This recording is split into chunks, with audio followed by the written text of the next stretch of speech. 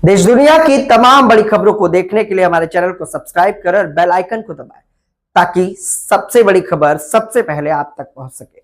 आइए आपको दिखाते हैं इस वक्त की सबसे बड़ी खबर। राजधानी लखनऊ से इस वक्त की सबसे बड़ी खबर। कमिश्नरेट पुलिस ने विभूतिखंड स्थित समिट बिल्डिंग में चल रहे एक अंतर्राष्ट्रीय फर्जी कॉल सेंटर का बड़ा खुलासा किया है। पुलिस की साइबर सेल और साइबर थाना की संयुक्त टीम ने एडीसीपी क्राइम किरण यादव के नेतृत्व में कार्रवाई करते हुए 119 आरोपियों को गिरफ्तार किया है।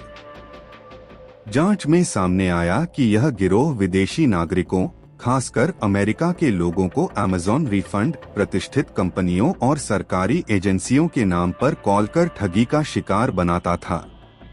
इसके बाद पीड़ितों से गिफ्ट कार्ड, क्रिप्टो करेंसी और इंटरनेट आधारित कॉलिंग प्लेटफॉर्म के जरिए पैसे ऐंठे जाते थे। छापेमारी के दौरान पुलिस ने 103 लैपटॉप, 177 कॉलिंग मोबाइल फोन, कई अन्य डिजिटल उपकरण, महत्वपूर्ण दस्तावेज और इलेक्ट्रॉनिक साक्ष्य बरामद किए हैं। इस मामले में ऑपरेशन मैनेजर ललित खैराजानी और विक्रम सिंह परमार समेत कई लोगों को गिरफ्तार किया गया है। लखनऊ पुलिस कमिश्नर ने आज पूरे मामले का खुलासा करते हुए बताया कि यह एक संगठित अंतर्राष्ट्रीय साइबर फ्रॉड नेटवर्क था, जिसकी जांच अभी भी जारी है। पुलिस गिरफ्तार आरोपियों से पूछताछ कर इस नेटवर्क से जुड़े अन्य लोगों और इसके विदेशी कनेक्शन की भी जांच कर रही है। पूरे मामले में आगे की कानूनी कार्रवाई जारी है। जनपद लखनऊ के विभूतिखंड थाना अंतर्गत समिट बिल्डिंग में एक इल्लीगल कॉल सेंटर का भंडाफोड़ किया गया है। यह कॉल सेंटर विदेशी नागरिकों, विशेषकर यूनाइटेड स्टेट्स ऑफ अमेरिका के सिटीजन्स को साइबर फ्रॉड के लिए टारगेट करता था। अब तक की कार्रवाई में कुल 119 लोगों को गिरफ्तार किया गया है, जिसमें 92 पुरुष हैं और 27 महिलाएं हैं। 103 लैपटॉप बरामद किए गए हैं। 109 फोन बरामद किया गया है। साथ ही विभिन्न प्रकार के एक्सेसरीज इनके कब्जे से बरामद हुई हैं। ये जो कॉल सेंटर था, कॉर्पोरेट स्टाइल में बहुत ही ऑर्गेनाइज तरीके से, संगठित तरीके से यह कार्य करता था। विभिन्न प्रकार की इनकी टीमें थी। हर टीम को अलग अलग कार्य सौंपे गए थे। इनकी जो सबसे पहली टीम होती थी वो इनिशियल कांटेक्ट करती थी। अब तक की प्रारंभिक छानबीन से पता चला है कि इसमें यूनाइटेड स्टेट्स के सिटीजन्स को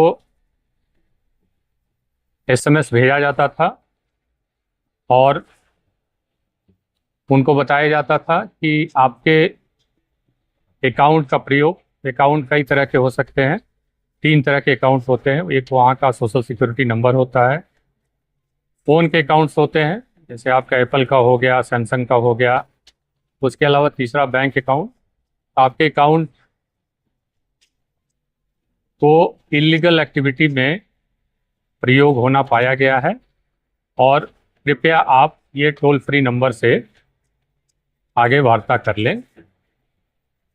जब वो व्यक्ति उस टोल फ्री नंबर पे बात करता था तो यहाँ पे उसका कांटेक्ट होता था दूसरी टीम से, जिसको डायलर टीम कहा जा सकता है। वो डायलर टीम यहाँ पे स्थित थी लखनऊ के हमारे विभूतिखंड के समिट बिल्डिंग में, और उनसे विभिन्न प्रकार के फाइनेंशियल डेटा वो गैदर करते थे, बैंक की डिटेल्स गैदर करते थे। साथ ही साथ सहानुभूति भी व्यक्त करते थे कि आप फंस गए हैं, और फिर उनको अग्रेतर कार्रवाई के लिए अपनी दूसरी टीम, जिसको बैंकर टीम आप कह सकते हैं, उसको रेफर कर देते थे। बैंकर टीम पहले इनके डिटेल्स को वेरीफाई करती थी और साथ ही साथ यह बताती थी कि हाँ, आपके अकाउंट का दुरुपयोग या उसकी संलिप्तता विभिन्न प्रकार के इलीगल ट्रांजैक्शंस में पाई गई है। और वेरीफाई करने के पश्चात उनको थ्रेट भी दिया जाता था कि ये जो एक्शन आपका है तो इसमें आपके विरुद्ध लीगल कार्रवाई की जा सकती है और आप गिरफ्तार हो सकते हैं। साथ ही साथ आपके सोशल सिक्योरिटी नंबर हैं वो फ्रीज कर दिए जाएंगे, अकाउंट फ्रीज कर दिया जाएगा, सोशल सिक्योरिटी नंबर ऑपरेट नहीं करेगा। तो उससे वो काफ़ी भयभीत हो जाते थे। और तब सबसे लास्ट में इनकी एक टीम, जिसको आप क्लोजर टीम कह सकते हैं, उसको रेफर किया जाता था, जहां वो टीम इनसे वार्ता करके इनको बताती थी कि किस तरह से आप इससे बच सकते हैं। बचने के मुख्यतः वो 3 तरीके बताते थे। पहला तरीका ये होता था कि आपका चूंकि अकाउंट फ्रीज हो जाएगा तो जितना भी आपके पास पैसा रुपया है वो सब आप निकाल लीजिए और गिफ्ट वाउचर, अमेजॉन के होते हैं, फ्लिपकार्ट के होते हैं, कई कंपनीज के होते हैं, सेफोरा कंपनी का होता है, तो वो गिफ्ट वाउचर खरीदने के लिए प्रेरित करते थे और उसका पिन सहित डिटेल मंगा लेते थे और उनकी जो टीम थी वो उसको रिडीम कर लेती थी।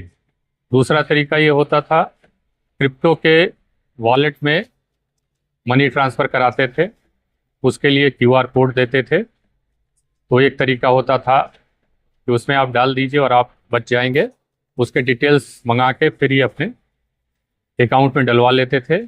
तीसरा तरीका होता था वहाँ की UPS, यूनाइटेड पोस्टल सर्विस, जो यहाँ की स्पीड पोस्ट DHL के समकक्ष है, उसके माध्यम से